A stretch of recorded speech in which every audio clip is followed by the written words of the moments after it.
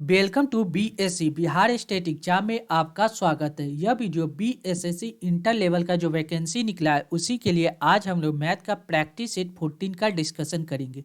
जो एडिटोरिया द्वारा 15 सेट का मॉडल प्रैक्टिस सेट निकाले गए थे उसी में से आज हम लोग प्रैक्टिस सेट 14 के जितने भी मैथ के इंपॉर्टेंट प्रश्न बनते सारे का इस वीडियो में डिस्कशन करेंगे। वीडियो शुरू करने के पहले चैनल को सब्सक्राइब कर ले, साथ ही बेल बटन को दबा दे ताकि आने वाले प्रत्येक वीडियो का नोटिफिकेशन आपको समय पर मिल सके।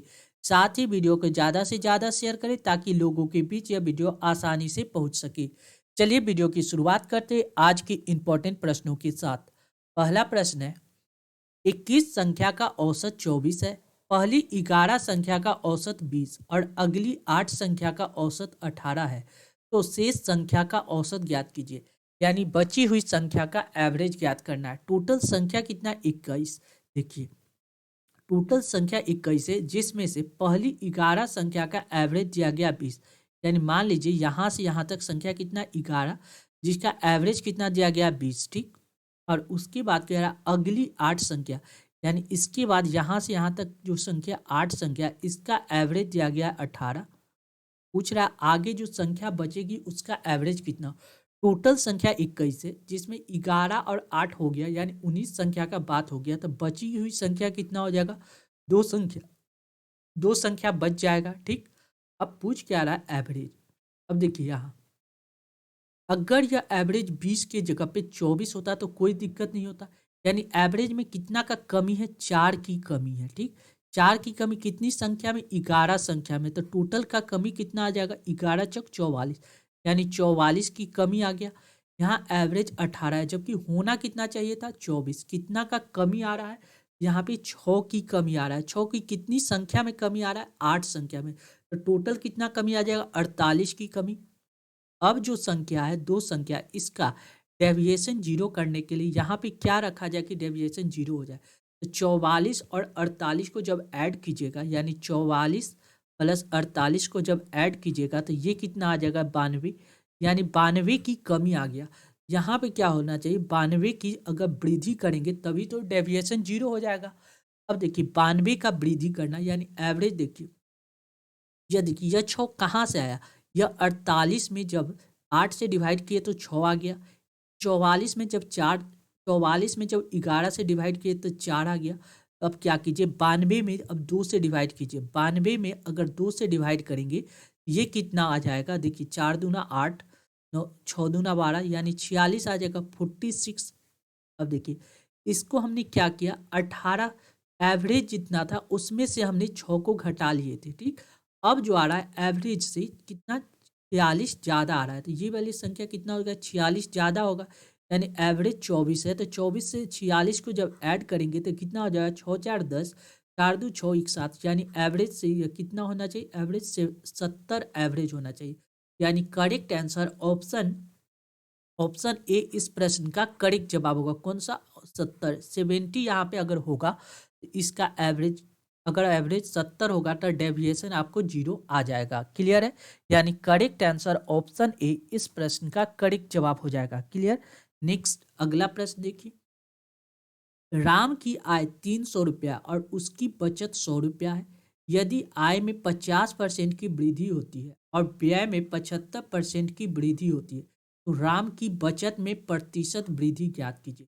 देखिए होता क्या है, आय और बचत का क्या रिलेशन होता है। जैसे कोई इनकम है, कोई व्यक्ति कुछ इनकम कर रहा है, इनकम में से अगर हम एक्सपेंडिचर उसका खर्च को घटा देंगे, एक्सपेंडिचर को घटा देंगे तो हमसे क्या बचेगा, हमको सेविंग बचेगा, यानी वह इतना रुपया को बचाएगा।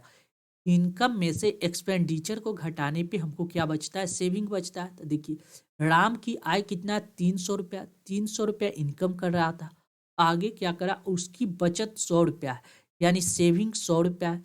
तो 300 में से कितना घटाएंगे कि 100 हो जाए।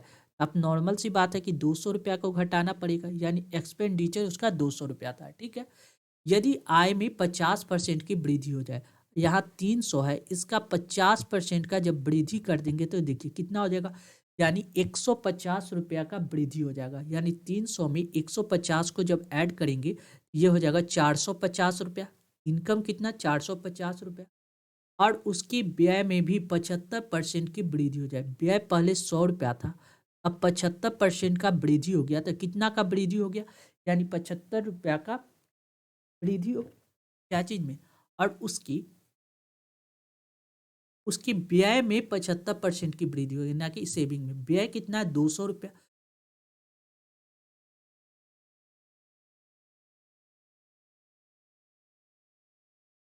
कह क्या रहा है कि उसकी व्यय में 75% की वृद्धि की जाए। व्यय यानी एक्सपेंडिचर में 75% का वृद्धि, यानी अगर 200 में 75% का वृद्धि कर देंगे तो देखिए कितना होगा।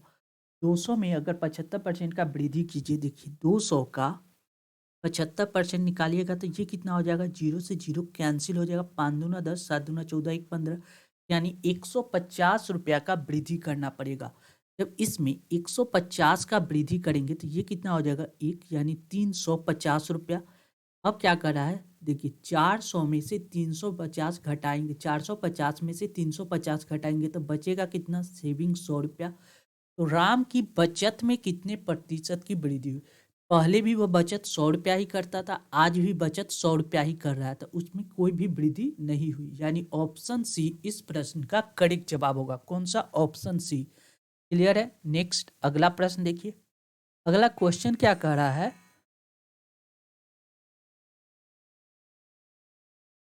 क्वेश्चन क्या कह रहा है, यदि 3 सिक्के को एक साथ उछाला जाता है तो 2 बार चित और 1 बार पट आने की क्या प्रतिशतता है।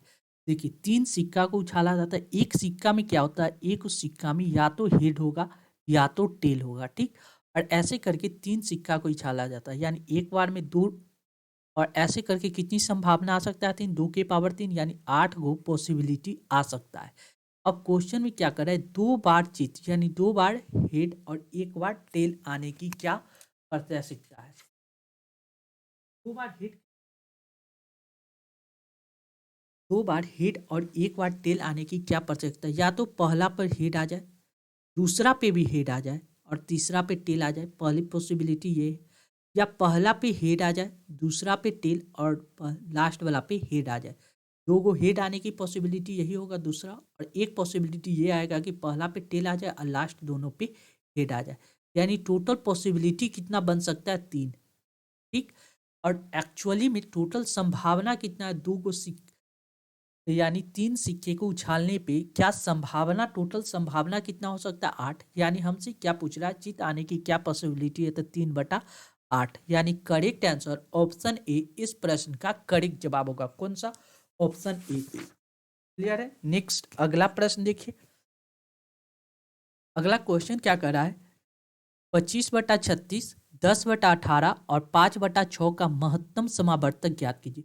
जब पूछे महत्तम समावर्तक तो ऊपर वाला का HCF ले लीजिए, ठीक। ऊपर वाला का HCF और नीचे वाला का LCM ले लेंगे। अगर 25, 10 और 5 का HCF निकालिएगा तो ये HCF आपको कितना आ जाएगा, 5 आ जाएगा।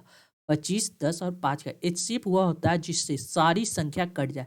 5 से 5 तो कटेगा, 10 भी कटेगा और 25 भी कटेगा, यानी HCF कितना आ जाएगा, 5।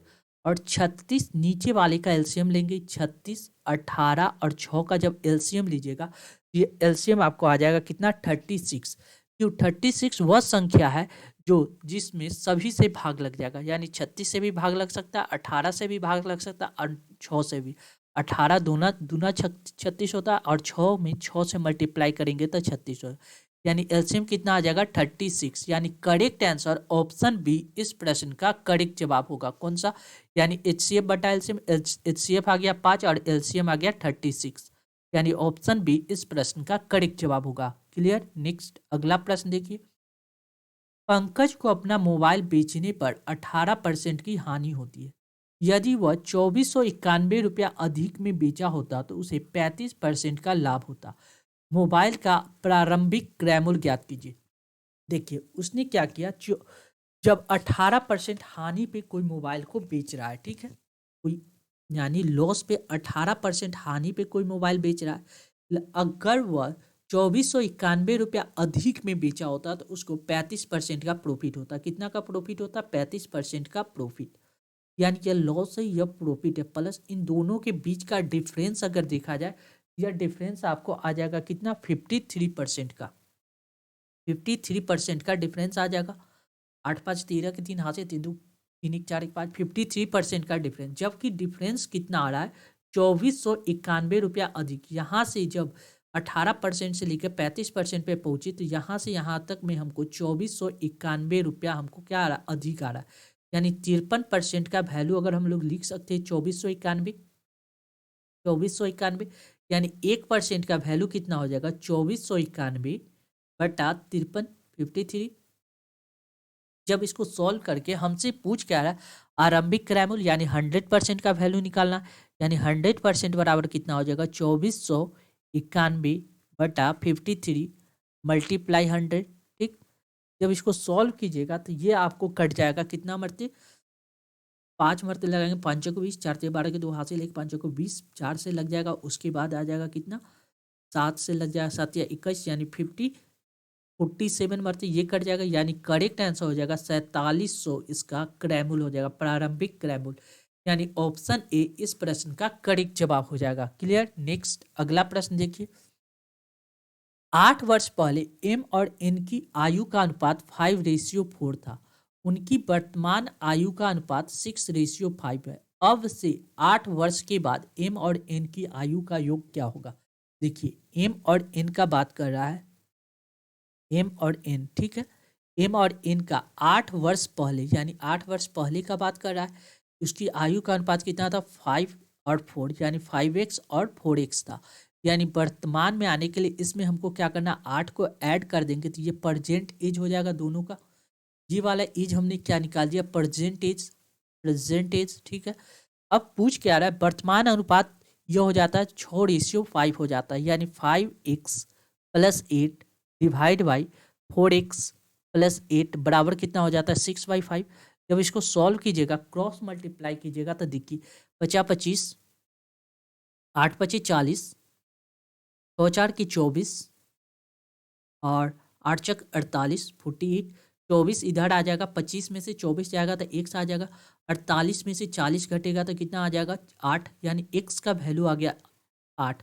अब हमसे पूछ क्या रहा है 8 वर्ष के बाद यानी प्रेजेंट एज कितना हो जाएगा, यहाँ पे प्रेजेंट एज निकाल देते 8 रखेंगे तो 8 25 40 40 और 8 कितना हो जाएगा 48, नीचे रखेंगे तो 8 चक 32 32 और 8 कितना हो गया 40, यानी एम और एन का हो गया कितना प्रेजेंट एज हो गया 48 और 40। ठीक है, अब से पूछ क्या रहा है अब से यह 8 वर्ष के बाद यह आयु का योग कितना, इसमें 8 को ऐड करेंगे 8 दूना 16 यानी 5 56, ये इसमें 8 ऐड करेंगे तो 48, 56 में 48 को जब ऐड करेंगे तो कितना हो जाएगा 8 2 10 10 4 14 की 4 हासिल 1 5 4 9 1 10 यानी 104 वर्ष, यानी करेक्ट आंसर ऑप्शन डी इस प्रश्न का करेक्ट जवाब होगा। कौन सा ऑप्शन डी। क्लियर है। नेक्स्ट अगला प्रश्न देखिए, 2 मेज और 5 कुर्सी का क्रय मूल्य 340 रुपया है। 2 मेज है प्लस 5 कुर्सी है, ठीक है, इसका क्रय मूल्य कितना दिया गया 340 रुपया, ठीक। और 10 मेज और 10 कुर्सी का क्रय मूल्य 800 रुपया। 10 मेज, ठीक है, प्लस 10 कुर्सी, इसका क्रय मूल्य कितना दिया गया है 800 रुपया। हमसे क्या पूछ रहा है तो एक कुर्सी और एक मेज का क्रय मूल्य ज्ञात कीजिए। अब देखिए ऊपर कितना दिया गया है 2 मेज और 2 कुर्सी, नीचे कितना दिया गया है देखिए 2 मेज और 5 कुर्सी। अगर इसमें ऊपर वाले में अगर हम 2 से मल्टीप्लाई कर दे तो देखिए इसमें अगर हम 2 से मल्टीप्लाई कर दे तो देखिए ये कितना हो जाएगा 4 मेज प्लस 10 कुर्सी, 5 दूना 10 कुर्सी। इधर 2 से मल्टीप्लाई किए तो इधर भी मल्टीप्लाई हुआ 0, 4 दूना 8 3 दूना 6 यानी 680। अगर हम 10 कुर्सी की जगह पे हम ये इस बात को रख सकते, देखिए ऊपर वाले को सॉल्व करें कितना 4m प्लस 10 कुर्सी बराबर कितना हो गया 640 680, यानी 10 कुर्सी बराबर हम लोग लिख सकते हैं कितना 680 माइनस 4m। ठीक, अब यही बात यहाँ पे हमको पुट करना है। अब देखिए यहाँ क्वेश्चन में क्या दिया गया है 10 मेज यानी 10m प्लस 10 कुर्सी के जगह पे हम लोग लिख सकते हैं 680 माइनस 4m बराबर कितना दिया गया 800। देखिए 10m में से 4m घटेगा तो कितना हो जाएगा 6m, ये देखिए 800, ये 680 इधर घट जाएगा तो कितना आ जाएगा 0। 10 में से 8 गया 2, ये हो गया 7। 7 में 6 में घट जाएगा तो कितना हो जाएगा 120। यानी एम का वैल्यू कितना आ गया 6 दूना 12 20। यानी M4 क्या हो गया मेज। मेज की कीमत कितना हो गया 20 रुपया। आगे क्वेश्चन में क्या पूछ रहा है, एक कुर्सी। अब कुर्सी की जगह पे यहाँ पे पुट कर दीजिए। पहला ही इक्वेशन ले लेते पहला वाला, यानी क्या दिया 2M प्लस 5K बराबर कितना दिया 340। यानी M के जगह पे अगर हम 20 पुट करेंगे तो देखिए क्या होगा, यानी 20 दूना 40 प्लस 5K बराबर 340। यानी 5K बराबर कितना हो जाएगा 300। ये 5 से कट जाएगा कितना 6 मरते, यानी 60। के फोर कुर्सी। कुर्सी का कीमत हो गया 60 रुपया और मेज का कीमत कितना हो गया 20 रुपया। यानी क्वेश्चन में एक कुर्सी और एक मेज की कीमत कितना होगा 60 और 20। यानी करेक्ट आंसर ऑप्शन ए इस प्रश्न का करेक्ट जवाब हो जाएगा। क्लियर है। नेक्स्ट अगला प्रश्न देखिए, जब कोई छात्र x को 7 से विभाजित करता है तो शेषफल 3 प्राप्त होता है। तो x स्क्वायर को 7 से विभाजित करेगा तो शेषफल क्या प्राप्त होगा। आपको कुछ नहीं करना है, जो दिया गया है x को 7 से विभाजित करने पे शेषफल 3 प्राप्त होता है। तो एक्स स्क्वायर जो प्राप्त कर रहा है तो शेषफल का स्क्वायर कर दीजिए। शेषफल 3 प्राप्त हो रहा है, 3 का स्क्वायर कर दीजिए। 3 का स्क्वायर कर देंगे तो 9। 9 को क्या कीजिए 7 से डिवाइड कीजिए तो कितना हो जाएगा 7 से डिवाइड किया 8 1 9, 2 रिमाइंडर बचेगा, 2 शेष बचेगा। रिमाइंडर कितना बचेगा 2। यानी करेक्ट आंसर ऑप्शन सी इस प्रश्न का करेक्ट जवाब होगा। कौन सा ऑप्शन सी। क्लियर है। नेक्स्ट अगला प्रश्न देखिए, अगला क्वेश्चन क्या कर रहा है, ए बी और सी की औसत सी से 6 अधिक है। ए और बी का औसत 50 है। एक्स सी से 6 कम है। तो x और c का औसत ज्ञात कीजिए। देखिए a और b का औसत दिया गया, a और b का औसत दिया गया 50। यानी a प्लस b हम लोग लिख सकते हैं कितना 50 दूना 100। सम कितना हो जाएगा 100। आगे क्वेश्चन में क्या कह रहा है, a b और c का औसत c से 6 अधिक है। a plus b plus c बटा 3, यही ना एवरेज होगा। एवरेज जो निकालेंगे c से 6 अधिक है, यानी c प्लस 6 है। यानी a प्लस बी प्लस सी बराबर हम लोग लिख सकते हैं 3 क्रॉस मल्टीप्लाई आएगा 3c प्लस 6 18। अब देखिए a प्लस बी का वैल्यू हमने क्या निकाला 100। यानी a प्लस बी के जगह पे अगर हम 100 पुट करते हैं, ठीक, और यह c प्लस में तो इधर आ जाएगा माइनस में तो 2c हो जाएगा। ये 18 प्लस में तो इधर आ जाएगा माइनस में 18। 10 में से 8 जाएगा 2, 9 में से 1 जाएगा 8, यानी 82 बराबर 2c। 2 से सी कैंसिल हो जाएगा, 4 दूना 8 41। यानी सी का वैल्यू कितना आ गया 41। आगे क्वेश्चन में क्या कर रहा है, एक्स जो है सी से 6 कम है। एक्स का वैल्यू कितना आ जाएगा 41 माइनस सी, यानी 41 यानी 5 यानी 35। एक्स का वैल्यू 35 आ गया। एक्स और सी का औसत ज्ञात कीजिए। यानी एक्स और सी, यानी 41 प्लस 41 41 प्लस 35 बटा कितना 2, यानी ये हो जाएगा 3 5 1 6 4 3 7 76 को 2 से डिवाइड कीजिएगा तो कितना बढ़ते 2 3 6 2 8 16, यानी 38 इसका करेक्ट आंसर होगा। यानी ऑप्शन ए इस प्रश्न का करेक्ट जवाब हो जाएगा। क्लियर है। नेक्स्ट अगला प्रश्न देखिए, अगला क्वेश्चन क्या कर रहा है, 3 कुर्सी पर 9 व्यक्ति को कितने प्रकार से बैठाया जा सकता है। देखिए कुर्सी कितना है 3, एक कुर्सी 2 कुर्सी और 3 कुर्सी। पहला कुर्सी पे 9 के 9 व्यक्ति बैठ सकता है। बैठने की संभावना कितना है 9 व्यक्ति की। जब एक व्यक्ति बैठ जाएगा तो अब दूसरा कुर्सी पे कितना व्यक्ति बैठ सकता है 8। अब यहाँ 2 व्यक्ति बैठ गया तो अब इसमें कितना 7, यानी 9 गुने 8 गुने 7 इसका करेक्ट आंसर होगा। 9 गुने 8 गुने 7 कितना हो जाएगा 9 72 72 मल्टीप्लाई 7, यानी 7 दूना 14 के 4 हासिल 1 7 7 49 1 85, यानी 504 इसका करेक्ट आंसर होगा। यानी ऑप्शन सी इस प्रश्न का करेक्ट जवाब हो जाएगा। क्लियर।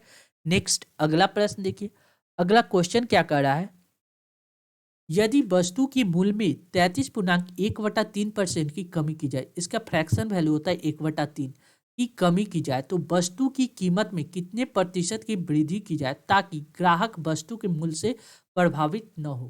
क्या कर रहा है, वस्तु के मूल्य में 33.1/3% का क्या करना है कमी करना है। तो इसका फ्रैक्शन वैल्यू कितना होता है 1/3। 33.1/3% की कमी। वस्तु का मूल्य यानी प्राइस का बात कर रहा है। प्राइस जो है पहले कितना था, प्राइस 3 रुपया था, तो अब कम कितना कर दिए, 1 रुपया की कमी कर दिए, तो नया प्राइस क्या हो जाएगा, न्यू प्राइस हो जाएगा कितना, 2। क्वेश्चन में क्या करा है, तो वस्तु की कीमत में कितने प्रतिशत की वृद्धि की जाए ताकि वस्तु की ग्राहक के वस्तु के मूल्य में अप्रभावित रहे। यानी प्राइस बढ़ गया तो कीमत में कितने प्रतिशत का क्या करना पड़ेगा, वृद्धि करना पड़ेगा। इतना परसेंट के कमी आ गया, वस्तु का मूल्य में कमी आ गया, तो इस 2 से इसको 3 में जाने के लिए कितना का वृद्धि करना पड़ेगा, 1 का वृद्धि करना पड़ेगा। 1 का वृद्धि किस पे करना पड़ेगा, वस्तु की कीमत में, यानी 2 पे वृद्धि करना पड़ेगा। 2 से यानी 100 से मल्टीप्लाई करेंगे, यानी 50% का वृद्धि करना पड़ेगा। यानी करेक्ट आंसर ऑप्शन सी इस प्रश्न का करेक्ट जवाब होगा। कौन सा, ऑप्शन सी। क्लियर है। नेक्स्ट अगला प्रश्न देखिए। 2 अंक वाली एक संख्या उनके दोनों अंकों का योग की 4 गुना है। 2 अंक वाली एक संख्या और इनके दोनों अंकों की योग की 4 गुनी है। इनके अंकों को उलट करके बनने वाली संख्या वास्तविक संख्या से 27 अधिक है। संख्या ज्ञात कीजिए। जब भी नंबर सिस्टम का प्रश्न है तो ज्यादा कीजिए कि ऑप्शन का सहारा लीजिए। पहला ऑप्शन लेते हैं ए। ऑप्शन ए में कितना दिया गया है, 36। इसके बारे में चर्चा करते हैं। 2 अंक वाली एक संख्या इनके अंकों के योग की 4 गुनी है। जब 3 और 6 को जोड़ेंगे तो कितना आ जाएगा, 9। 9 से 4 के मल्टीप्लाई करेंगे तो 9 चक 36। ये बात का कंडीशन फॉलो कर रहा है, ये वाला बात को। इनके अंकों को उलट करके बनने वाली संख्या वास्तविक संख्या से 27 अधिक है। जब इनकी संख्या को बदलेंगे तो 6 और 3 आ जाएगा। यह क्या, 36 से 27 अधिक है। 36 में अगर 27 को ऐड करेंगे तो ये देखिए कितना आ जाएगा, 6 6 12 1 13 के 3 हासिल 1, 3 2 5 1 6 36 63 आ रहा है। यानी दूसरा कंडीशन भी फॉलो कर रहा है। यानी करेक्ट आंसर ऑप्शन ए इस प्रश्न का करेक्ट जवाब होगा। कौन सा, ऑप्शन ए। नेक्स्ट अगला प्रश्न देखिए। अशोक ने कुर्सी खरीदा और उसे अपने मित्र राजू को 12.5% लाभ पर बेच दिया। 12.5% का फ्रैक्शन वैल्यू कितना होता है, 1/8। ठीक, बेच दिया। राजू ने इसे अपने मित्र राजेश को 33.33% हानि पे बेच दिया। इसका फ्रैक्शन वैल्यू कितना होता है, 1/3। बेच दिया। राजेश ने इसके लिए 1260 रुपये का भुगतान किए, तो अशोक ने कुर्सी कितने रुपए में खरीदा था।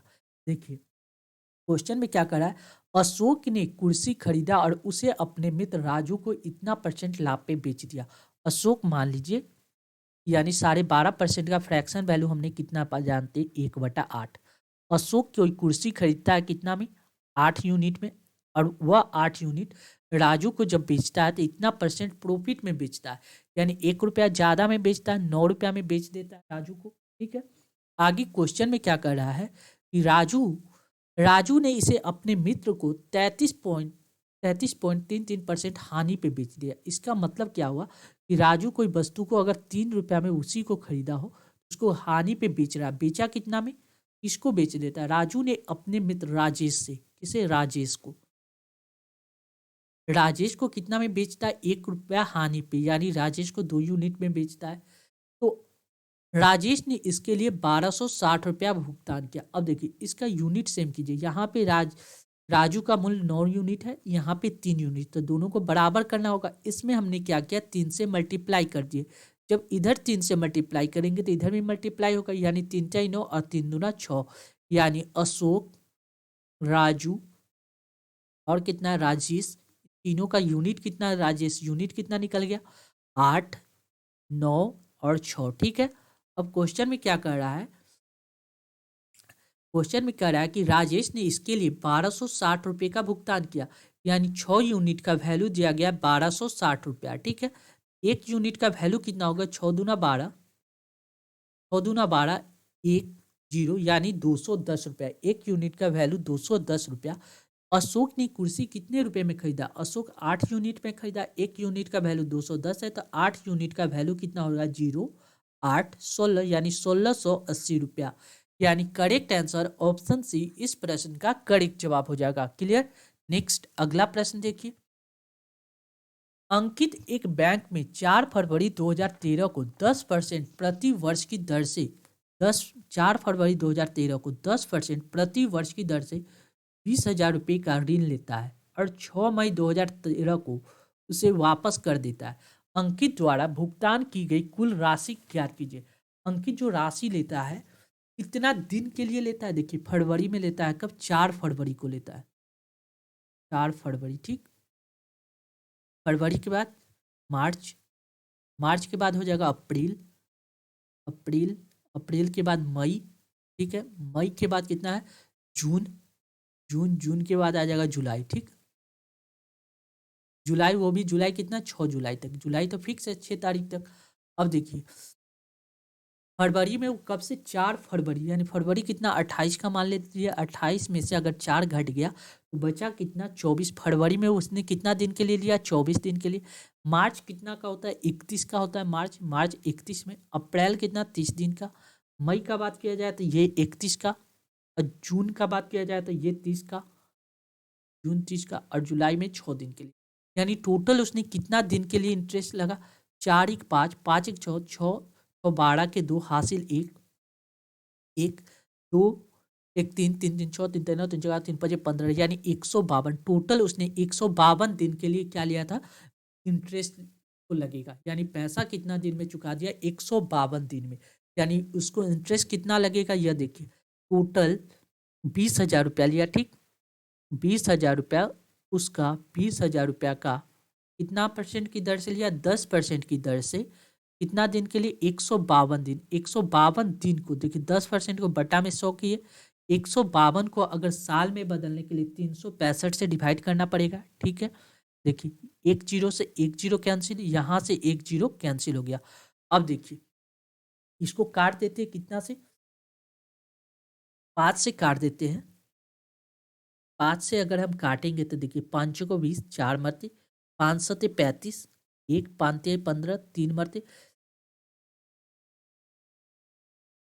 4 से काटेंगे तो इसको देखिए 73, 73 दूना लगाएंगे तो 3 दूना 6, 7 दूना 14, लगभग ये कितना आ जाएगा? देखिए ऊपर आ जाएगा 400। ये कितना? 73 को अगर मल्टीप्लाई कीजिएगा कितना से? 2 से, 3 दूना 6, 7 दूना 14, 3 दूना 6, 7 दूना 14, यानी 2 गुना। अगर 73 को अगर हम 3 से लगाएंगे तो 3 3 9, 7 या कहीं ज़्यादा आ रहा है, बहुत ज़्यादा। यानी हमने क्या किया? 73 दूना यानी 2 गुना के आसपास ये वाली संख्या है।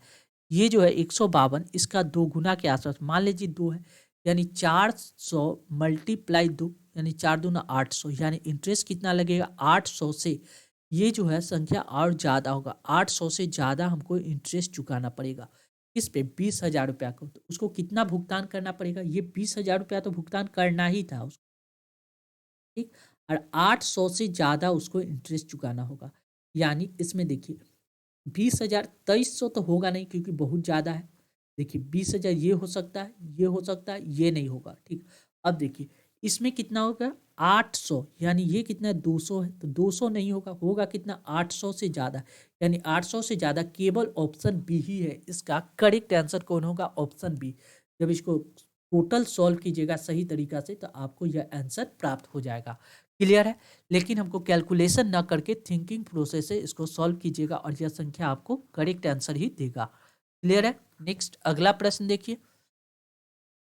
दो संख्या 2:3 के अनुपात में है। यदि पहली संख्या में से 5 घटाया जाए और दूसरी संख्या में 6 जोड़ा जाता है, यह अनुपात 5:12 हो जाता है। प्रत्येक संख्या में 10 जोड़ने पे प्राप्त अनुपात ज्ञात कीजिए। देखिए दो संख्या का रेशियो कितना दिया गया? 2x और 3x, ठीक है। अब क्या कर रहा है? पहली संख्या में से 5 घटाया जाता है, ठीक है, घटा दिए, और दूसरी संख्या में 6 जोड़ा है, 6 जोड़ दिए। यह अनुपात कितना हो जाता है? 5/12 हो जाता है। जब इसको क्रॉस मल्टीप्लाई कीजिएगा तब 12 दूना 24x माइनस 12 पच्चीस 60 बराबर कितना हो जाए? 5 तिया 15x प्लस 6 पच्चीस 30। क्लियर है? अब देखिए 15 इधर आएगा तो 24 में से 15 घटेगा तो ये कितना आ जाएगा? 9 आ जाएगा, यानी 9x बराबर ये कितना है? माइनस है तो इधर प्लस में आ जाएगा 60 और 30 कितना हो जाएगा? 90। यानी x का वैल्यू कितना आ गया? 10। यानी पहले संख्या कितना था? 20 था, 20 था और संख्या कितना था 30 था। आगे क्वेश्चन में क्या करा 20 और 30 था, ठीक। अब प्रत्येक संख्या में 10 जोड़ने पे, जब इसमें 10 जोड़ेंगे ये कितना हो जाएगा 30 और इसमें 10 जोड़ेंगे तो ये कितना हो जाएगा 40, यानी 30 और 40 हो जाएगा, यानी रेशियो कितना हो जाएगा 3:4 हो जाएगा।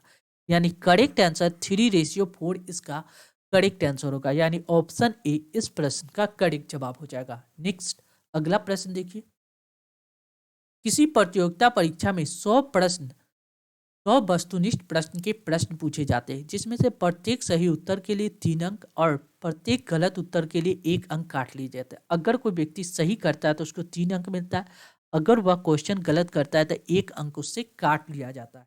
क्लियर है।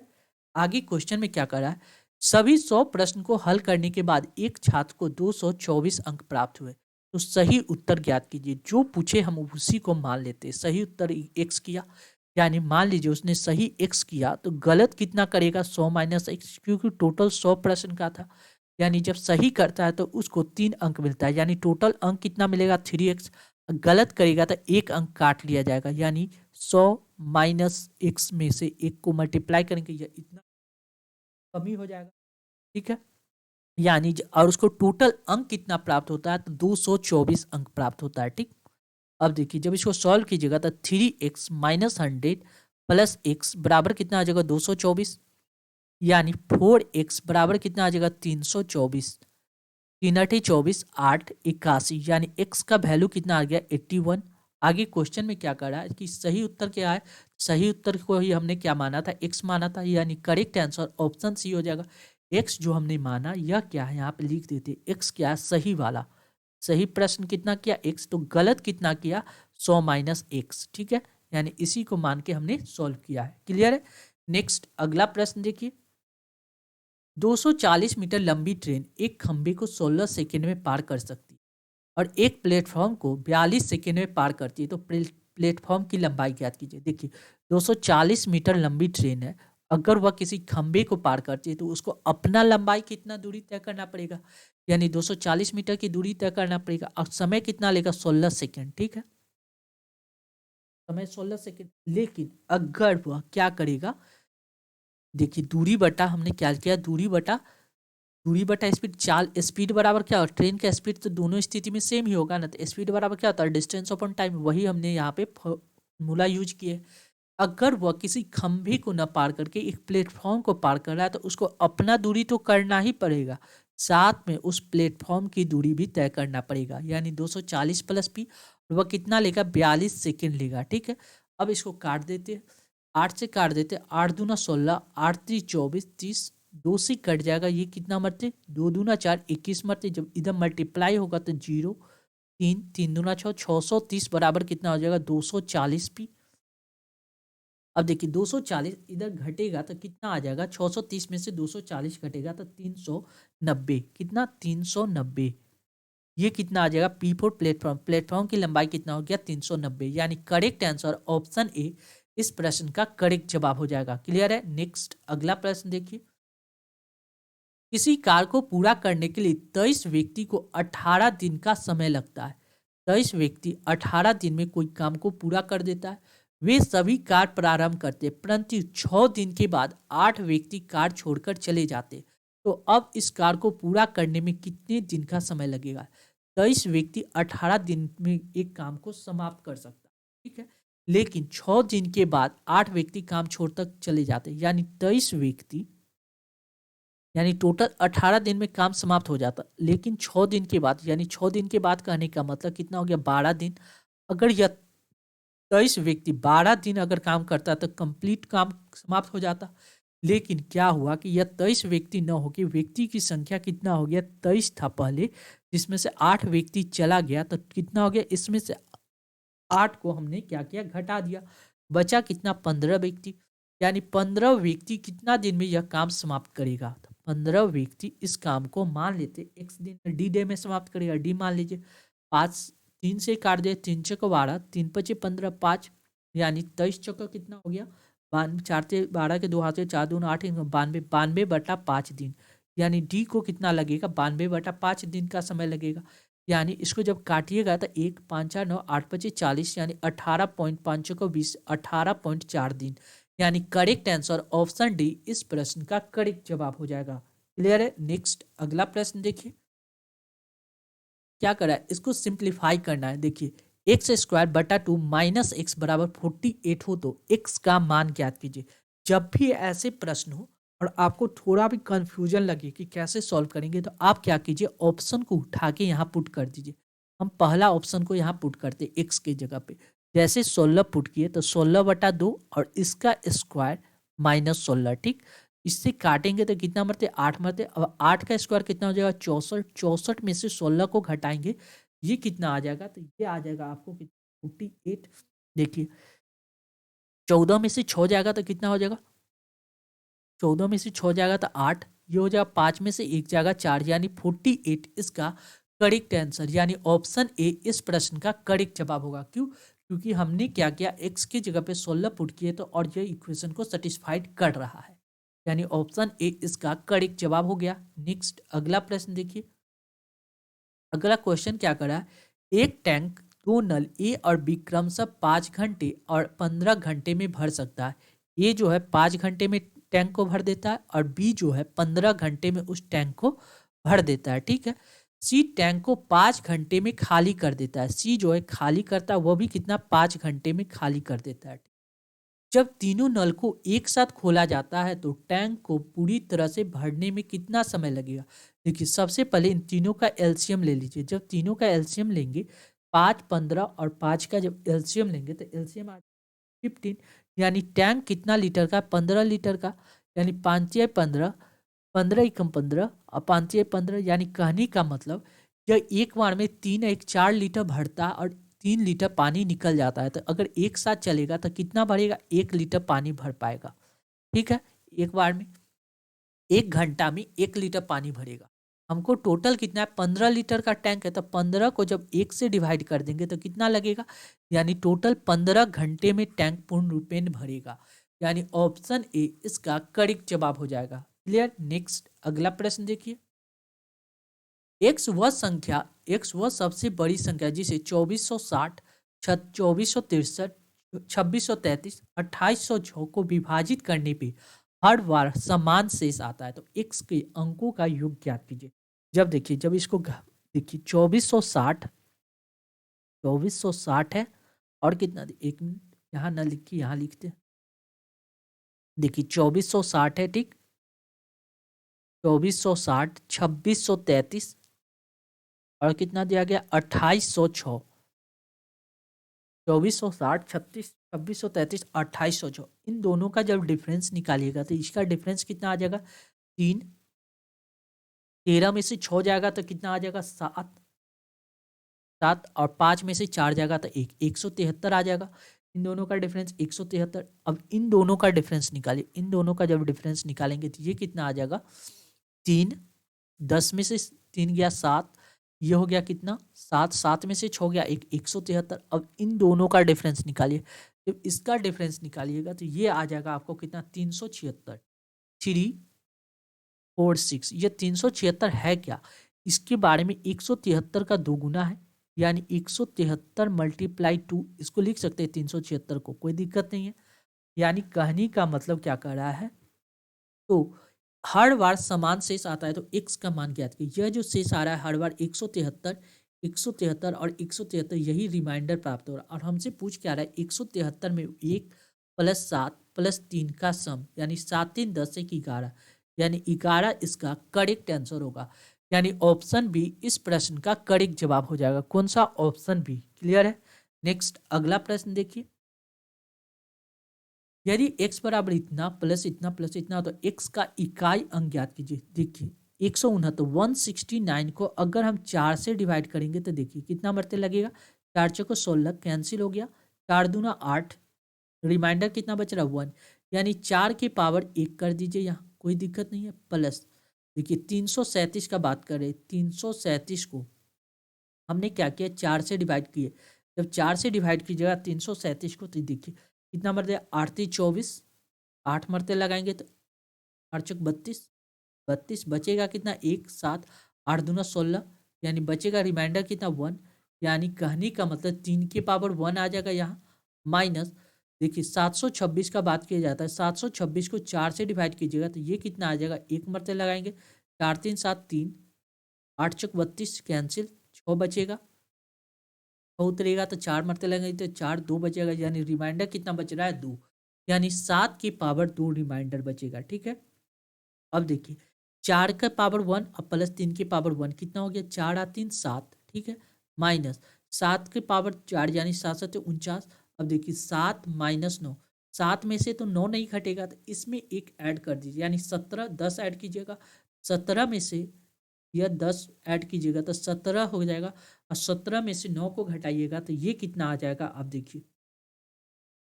10 या 12 13 14 15 16 17 8, यानी करेक्ट आंसर 8 आ जाएगा, यानी करेक्ट आंसर ऑप्शन बी इसका करेक्ट जवाब होगा। इकाई अंक कितना हो जाएगा, 8 हो जाएगा। अगर आप ऐसे भी नहीं कर सकते तो देखिए 7 में से 9 को घटाइएगा तो 7 माइनस 9 कीजिएगा तो ये कितना आ जाएगा, 2 माइनस 2। जब भी निगेटिव साइन है, माइनस साइन है, तो इसमें क्या कीजिए 10 को ऐड कर दीजिए अपने से। जब 10 ऐड कीजिएगा, आपको इकाई अंक पूछ रहा है इसलिए 10 ऐड कर रहे हैं, यानी टोटल इसमें जब -2 में 10 ऐड कीजिएगा तो कितना आ जाएगा, 8 आ जाएगा, यानी करेक्ट आंसर ऑप्शन बी हो जाएगा। नेक्स्ट अगला प्रश्न देखिए, ये क्या कर रहा है, 8439x53 में 99 से विभाजित करने पर x का मान ज्ञात कीजिए। देखिए 99 से डिवाइड करने का कॉम्बिनेशन देखिए, 9 और 11, कोई संख्या 9 से कट जाए या 11 से कट जाए, वह संख्या क्या होगा, 99 से कट जाएगा। अब देखिए 9 से वह संख्या कटेगा जिसका सम 9 से कट जाए, 9 से वही संख्या कटता है जिसका सम 9 से कट जाए। अब देखिए 9 से काटते हैं, ये 9 तो कैंसिल हो जाएगा। अब देखिए 5 और 4 9, ये भी 9 कैंसिल हो जाएगा। अब देखिए 8 2 10, 8 2 10 11, 11 और 3 कितना हो गया, 15 15। अब हमको क्या चाहिए, 9 से कटना चाहिए, तो 9 से कटने के लिए यहाँ कितना हो जाए, 9 दूना 18 हो सकता है। कोई संख्या 9 से कटने के लिए 15 में क्या जोड़े कि 18 आ जाए, 5 3 जोड़ेंगे तो ये कितना आ जाएगा, 18 आ जाएगा। 15 में अगर हम 3 जोड़ते हैं तो कितना आ जाएगा, 18 आ जाएगा, 15 होगा, देख लेते हैं। 8 2 10 1 11, 11 3 कितना हो रहा है, 14 हो रहा है। 14 में कितना जोड़ेंगे कि 18 आ जाए, 14 में 4 जोड़ेंगे तो 18 आ जाएगा। 1 मिनट यहाँ पे 8 3 11, 8 3 11, 8 3 कितना हो गया, 14, 14 में 4 जोड़ेंगे तो कितना आ जाएगा, 18। यानी x के जगह पे अगर हम 4 पुट करते तो आगे देखिए क्या होगा, 8 4 3 9 4 5 और 3। अब देखिए इकाई अंक यहाँ से इन दोनों का 4 3 7, 7 4 7 3 10, 10 8 18, 18 आ गया।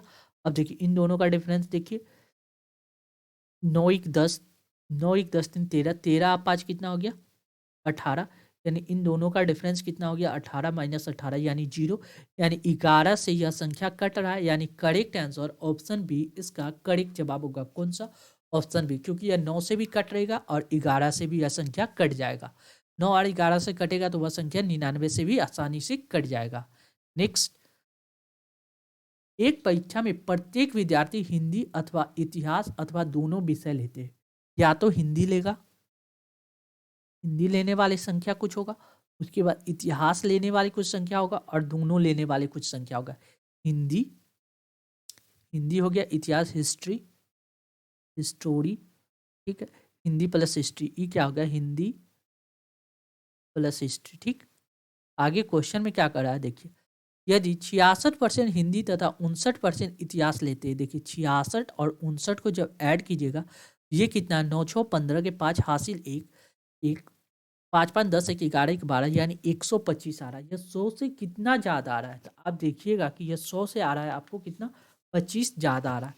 यह जो एक्स्ट्रा आ रहा है, 25 एक्स्ट्रा आ रहा है, यह दोनों लेने वाले की संख्या हो गया, यानी 25% ऐसा है जो दोनों लेता है, हिंदी भी लेता है और इंग्लिश भी लेता है। आगे क्वेश्चन में क्या, हिंदी और हिस्ट्री, आगे क्वेश्चन, कुल विद्यार्थियों की संख्या 30,000 थी, तो कितने विद्यार्थी ने हिंदी एवं इतिहास दोनों विषय लिए, तो दोनों लेने वाले की संख्या कितना आ गया, 25%। 25% टोटल कितना है, 3,000, 3,000 का 25% निकाल लीजिएगा तो यानी 25/100, यानी 25% का फ्रैक्शन वैल्यू 1/4 होता है। 4 से काटिएगा तो ये कितना मरते कट जाएगा, 7 चौक 28, 5 चौक 20 यानी 75 यानी 750 इसका करेक्ट आंसर होगा, यानी ऑप्शन बी इस प्रश्न का करेक्ट जवाब हो जाएगा। नेक्स्ट अगला प्रश्न देखिए, अगला क्वेश्चन क्या कर रहा है, देखिए ये क्या है, यह एक सिंप्लीफिकेशन का क्वेश्चन है और यह सिंप्लीफिकेशन की क्वेश्चन को आपको सिंप्लीफाई करना है, या तो आप इसको डायरेक्ट सॉल्व कीजिए, तो डायरेक्ट सॉल्व करना आसान नहीं है। यहाँ देखिए 4.6 और 5.4 को क्या लिखा जा सकता है, यह देखिए 4.6 को हम लोग लिख सकते हैं, 4.6 को हम लोग ए मान लेते हैं, ठीक, और 5.4 को बी मान लेते हैं, ठीक। और देखिए 24 जो है 4.6 मल्टीप्लाई 5.4 को जब मल्टीप्लाई कीजिएगा तो ये कितना आ जाएगा 24.84, यानी यह क्या ए मल्टीप्लाई बी है, ठीक है। आगे क्वेश्चन को अब देखिए कैसे सॉल्व करेंगे। देखिए 4 पॉइंट इसकी जगह पे लिख सकते ए के पावर 4 प्लस बी के पावर 4 प्लस क्या दिया गया है ए बी का होल स्क्वायर, यही ना दिया गया है, ठीक है। नीचे जो दिया गया है उसको लिख देते A square plus B square plus A B, ठीक। अब देखिए ऊपर क्या लिख सकते हैं, देखिए A square plus B square का होल स्क्वायर लिख सकते हैं। जब इसका होल स्क्वायर किया ए प्लस बी का whole square, A square plus B square plus 2ab, यानी जब भी आएगा तो 2 आ जाएगा पावर में, 2ab आ जाएगा, ठीक है। 2ab को हम लोग क्या कर सकते हैं, देखिए 2ab को यानी दो यहाँ पे है कितना, ए को है, तो ए को उसमें से घटाना पड़ेगा। ए को घटाने के लिए माइनस ए बी का होल स्क्वायर लिख सकते हैं, कोई दिक्कत नहीं है। अब देखिए नीचे जो दिया गया उसको सेम टू सेम हम लोग उतार देते हैं, क्या A square plus B square plus A B.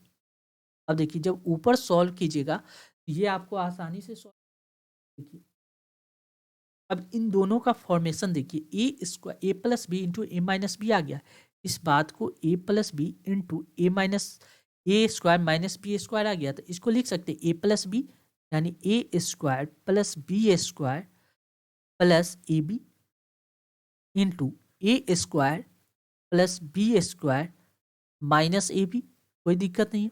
बटा में क्या दिया गया है A square plus A B square plus A B, ये इससे ऊपर वाले से ये वाला ये कैंसिल हो जाएगा, तो ऊपर क्या बचेगा, देखिए A square plus B square minus A B, यही ना बचेगा, ठीक है। अब देखिए इस बात में हम लोग क्या लिख सकते हैं, इसको थोड़ा सा और सिंप्लीफाई करते, ए प्लस बी का होल स्क्वायर लिख सकते हैं। ए प्लस बी का जब होल स्क्वायर करेंगे क्या होगा, A square plus B square plus 2ab plus में है, यहाँ पे माइनस ए बी है, यानी इसमें 2 को प्लस में आएगा तो इसमें से क्या कीजिएगा 3 को अगर माइनस कर देंगे 3ab, आसानी से यह कितना आ जाएगा माइनस ए बी। जब इसको सिंप्लीफाई कीजिएगा तो यही फॉर्म में आ जाएगा, ठीक है। अब देखिए इसकी जगह पे देखिए ए प्लस बी का होल स्क्वायर, ए प्लस बी की जगह पे अगर हम इन दोनों को ऐड करके लिखते हैं यानी 4.6 प्लस कितना दिया 5.4 का होल स्क्वायर, ठीक है, माइनस 3ab, ए और बी को जब मल्टीप्लाई किया गया ये कितना आ गया 24.84, कोई दिक्कत नहीं, इसको हम लिख सकते हैं मल्टीप्लाई 24.84। जब इसको सॉल्व कीजिएगा तो आगे देखिए सिंप्लीफाई कीजिएगा तो ये कितना आ जाएगा, देखिए ये देखिए 6 4 10 और 5 4 9 1 10 यानी 1 आ गया, यानी 1 का स्क्वायर कितना कीजिएगा 5, देखिए 6 4 10 के शून्य हासिल 1, 5 4 9 1 10 यानी 10 आ गया, 10 का स्क्वायर माइनस इसको जब मल्टीप्लाई कीजिएगा तो कितना है 4 3 12 के 2 हासिल है, 8 3 24 के 25 के 5 हासिल 2, 4 3 12 13 14 के 4 हासिल 1 3 9 6 1 7 74.52 आ गया, ठीक है। और ये कितना आ गया 100 में से 74.52 को जब घटाइएगा तो ये देखिए ये आ जाएगा कितना 825.48, कितना 25.48 इसका करेक्ट आंसर होगा, यानी ऑप्शन डी इस प्रश्न का करेक्ट जवाब होगा। कौन सा, ऑप्शन डी। यह थोड़ा सा सिंप्लीफिकेशन का क्वेश्चन है और इसको सिंप्लीफाई करके ही सॉल्व करना आसान होगा। क्लियर है, चलिए नेक्स्ट अगला देखते हैं।